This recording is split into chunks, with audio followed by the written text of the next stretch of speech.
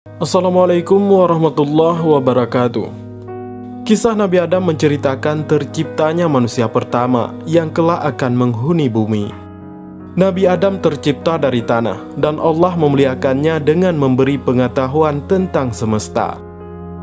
Nabi Adam diberi banyak pengetahuan yang akan menjadi mukjizatnya. Kisah Nabi Adam mengandung banyak pelajaran berharga, terutama tentang nilai ketaatan kepada Yang Maha Kuasa. Mulai dari kisah Nabi Adam dan Siti Hawa di langit, hingga kisah mereka di bumi beserta anak-anaknya. Nilai ketaatan seorang hamba pada Sang Pencipta banyak terkandung di dalam ceritanya. Dikisahkan dalam kitab suci Al-Quran bahwa Allah sedang bercakap-cakap dengan malaikat. Allah memberitahu malaikat bahwa ada penciptaan makhluk yang dinamai manusia. Manusia akan mengemban tugas sebagai khalifah di bumi. Malaikat protes, tidak setuju dengan hal yang direncanakan. Malaikat yakin kalau manusia hanya akan membawa bencana bagi bumi. Mereka akan membuat kerusakan, permusuhan, juga pertumpahan darah.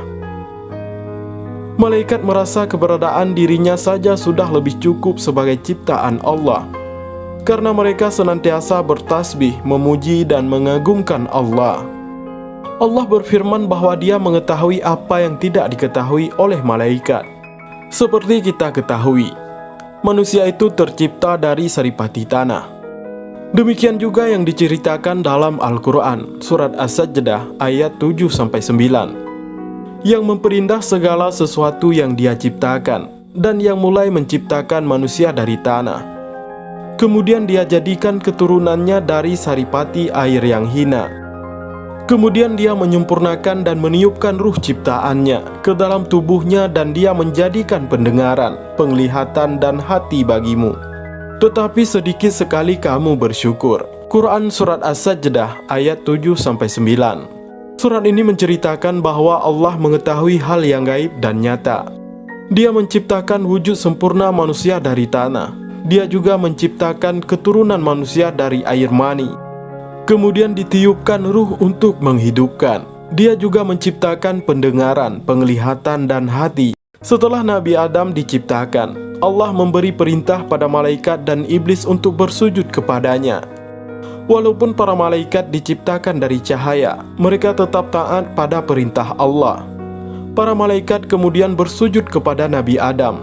Lain halnya dengan iblis. Ia merasa derajatnya lebih tinggi dari Nabi Adam dan menolak untuk bersujud.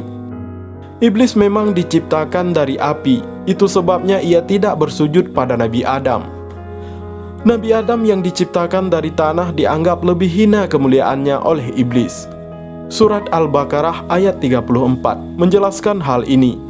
Sujudlah kamu kepada Adam, maka sujudlah mereka kecuali iblis.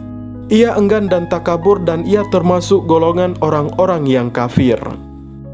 Kelancangan iblis membangkang membuat Allah sangat murka. Iblis telah durhaka, dan hukumannya adalah keluar dari surga. Iblis yang sombong bukannya bertobat dengan hukuman yang diberikan. Ia malah mengeluarkan sumpah akan menggoda Nabi Adam dan keturunannya agar sesat. Iblis ingin manusia menemani dirinya di dalam neraka. Nabi Adam dianugerahi usia yang panjang oleh Allah. Banyak riwayat yang menceritakan bahwa Nabi Adam diberi usia hingga 1000 tahun. Namun dalam hadis yang diriwayatkan Abu Hurairah, diceritakan kalau Nabi Adam pernah memberikan umurnya sejumlah 40 tahun untuk Nabi Daud. Pada saat itu Nabi Adam kagum dengan cahaya yang berkilau di antara matanya.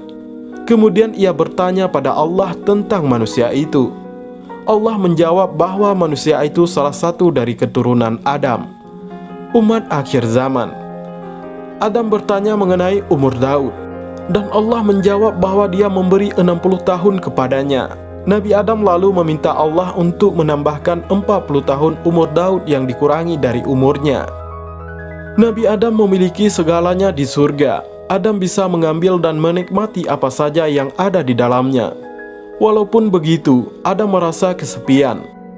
Kodratnya sebagai manusia yang butuh ada manusia lain muncul. Adam menginginkan teman untuk menemani hari-harinya. Mengetahui Adam yang kesepian, Allah akhirnya menciptakan Hawa. Hawa diciptakan dari tulang rusuk Nabi Adam ketika sedang tidur. Nabi Adam senang dengan kehadiran Hawa. Hasratnya sebagai manusia yang butuh pasangan menjadi terjawab. Allah mengizinkan Adam dan Hawa untuk menikmati apa saja yang ada di dalam surga, terkecuali pohon kuldi.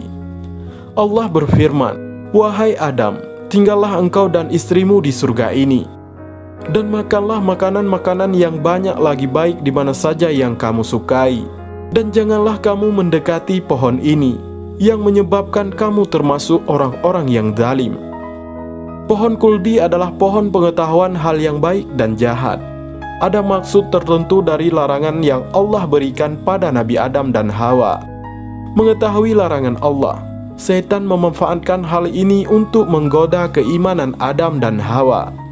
Sesuai dengan tekadnya untuk menggoda manusia sepanjang masa, setan kemudian berbisik pada Adam dan Hawa tentang keistimewaan pohon kuldi. Kisah ini tertulis dalam Al-Quran Surat Taha ayat 120. "Wahai Adam, maukah aku tunjukkan kepadamu pohon keabadian dan kerajaan yang tidak akan binasa?" Demikian iblis membujuk mereka. Kuldi sendiri merupakan nama pemberian iblis. Iblis menghasut Adam dan Hawa dengan mengatakan maksud Allah melarang mereka. Bahwa Allah disebutkan oleh iblis tidak mau membuat Adam dan Hawa kekal. Iblis dengan penuh semangat merayu mereka untuk memakan buah terlarang. Adam dan Hawa yang dilengkapi dengan nafsu sebagai manusia akhirnya tergoda. Rayuan iblis berhasil menggoyahkan keimanan mereka dan menjadi tidak taat kepada Allah. Ketika Adam dan Hawa memakan buah kuldi, sesuatu yang memalukan terjadi.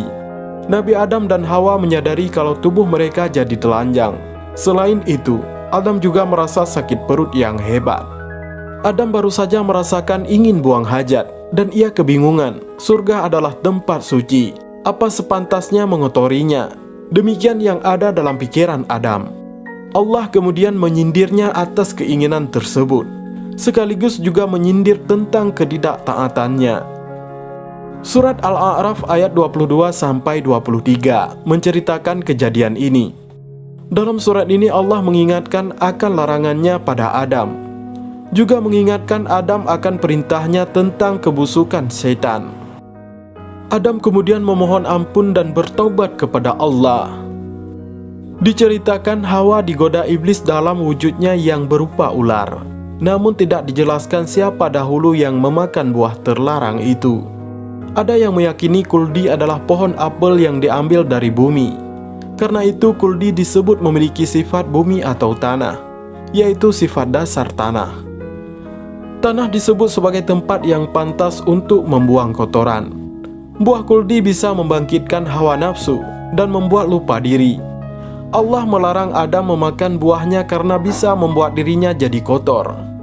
Kotor dalam artian nafsunya ternoda dan mempengaruhi sifat dasar manusia yang penuh dengan ketidakpuasan. Bisa dikatakan pohon kuldi diciptakan sebagai cobaan bagi Adam dan Hawa, ujian dari ketaatan seorang hamba pada penciptanya. Namun terlepas dari itu semua, Allah memang menakdirkan manusia untuk turun ke bumi dan menjadi pemimpin di tempat itu. Manusia diciptakan bukan dengan maksud untuk memimpin di surga.